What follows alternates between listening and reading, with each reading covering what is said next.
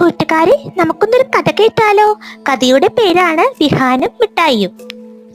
വിഹാനും അവന്റെ കൂട്ടുകാരനായ മിഠായിയും അടുത്തടുത്താണ് താമസിച്ചിരുന്നത്. മിഠായി ഒരു ചെറിയ മഞ്ഞ പട്ടിക്കുട്ടനായിരുന്നു, കളിക്കാൻ മിടുക്കൻ.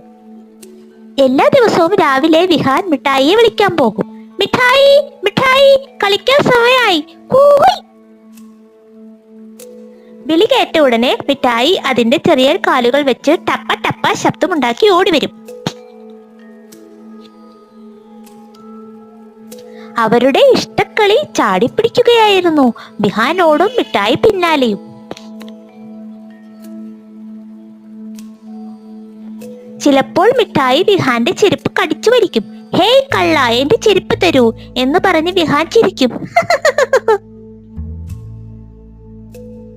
ഒരു ദിവസം വിഹാൻ തന്റെ പുതിയ പന്ത് മിഠായിക്ക് കാണിച്ചു കൊടുത്തു.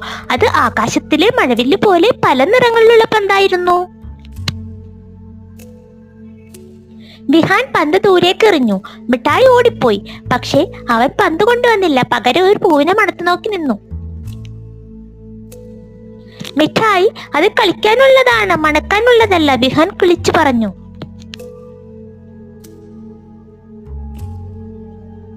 അവസാനം മിഠായി പന്ത് വായിലെടുത്ത് പതുക്കെ ശബ്ദമുണ്ടാക്കി തിരികെ കൊണ്ടുവന്നു. അതൊരു സമ്മാനം പോലെ വിഹാന് കൊടുത്തു.